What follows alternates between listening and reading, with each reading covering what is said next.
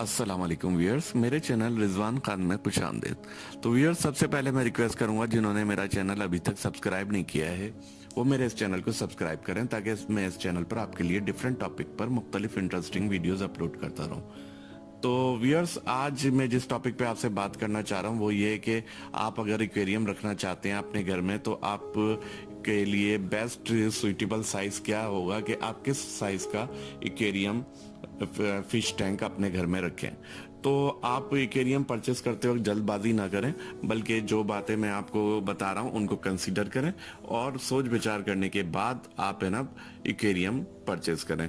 तो वो कौन सी बातें हैं जिनको आप कंसीडर करके आप बेस्ट साइज रखें अपने एक्वेरियम के लिए, वो मैं आपको बताता हूं। तो सबसे पहले तो ये है कि आपके पास आपके घर में प्रॉपर स्पेस कितना है।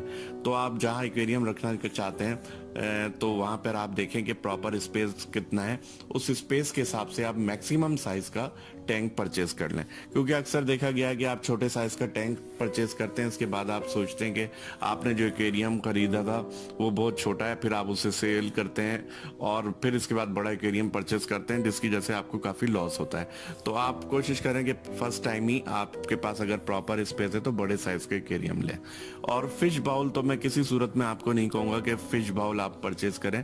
फिश बाउल वगैरह में एक्वेरियम अपनी फिशेज रखना बहुत ही फिशेस के लिए हार्मफुल होता है।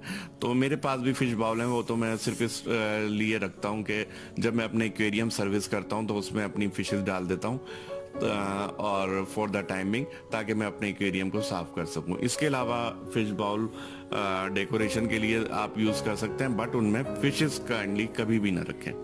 अच्छा, दूसरी बात जो आप कंसीडर करें कि आपको किस साइज का एक्वेरियम रखना है, वो ये भी कि आपका बजट कितना है। आप अपने बजट को भी देख लें, उसके मुताबिक आप अपने एक्वेरियम का साइज चूज करें।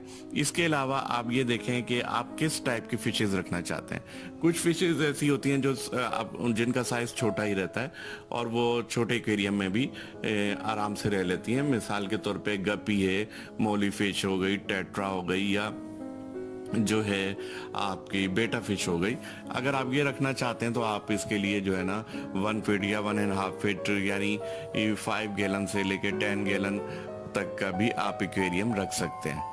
और अगर आप ऐसी फिशेस रखना चाहते हैं जो तेजी से ग्रो करती हैं या जिनका साइज बहुत बड़ा होता है, या आप वो फिशेज रखना चाहते हैं, बहुत ज़्यादा तादाद में फिशेज रखना चाहते हैं, तो आप कोशिश करें कि फिर आप लार्जर टैंक परचेस करें।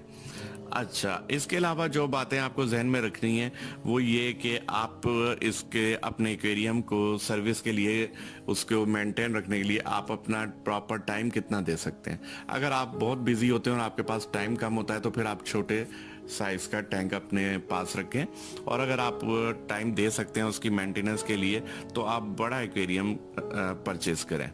इसके अलावा जो चीज़ देखनी है वो ये कि आप जो ये फिशेज रख रही हैं, कुछ फिशेज ऐसी होती हैं जो बहुत वेस्ट करती हैं। तो उनका वेस्ट अगर आप छोटा एक्वेरियम रखेंगे तो बहुत तेज़ी से आपका एक्वेरियम का पानी खराब हो जाएगा।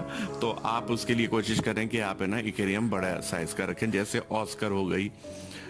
उसके लिए बहुत बेहतर होता है कि आप है ना बड़े साइज का रखें। और जैसे मैंने कहा, कुछ फिशेस बहुत तेजी से ग्रो करती हैं, उनके लिए भी आपके लिए ज़रूरी है कि आप लार्जर टैंक रखें, जैसे अरवाना हो गई या शार्क हो गई। तो ये सारी बातें कंसीडर करें। इसके अलावा आप देखें कि आप अपने एक्वेरियम को कितना डेकोरेट करना चाहते हैं। अगर आप बहुत से ऑर्नामेंट रखना चाहते हैं उसको ब्यूटीफाई करने के लिए, आपको बहुत शौक है कि उसमें बहुत से ऑर्नामेंट हों, उसको डेकोरेट करना चाहते हैं, तो फिर उसके लिए जाहिर है कि बड़ा टैंक ही सही रहेगा। तो ये सारी बातें जहन में रखें और इसके बाद आप जो है ना डिसाइड करें कि आप कौन सा एक्वेरियम किस साइज का आप परचेज करें। तो उम्मीद है मेरी आपकी आज की ये वीडियो बहुत पसंद आई होगी। अगर आपको मेरी आज की वीडियो पसंद आई है तो काइंडली मेरे चैनल को सब्सक्राइब करें और इस वीडियो को लाइक ज़रूर करें। Thank you very much.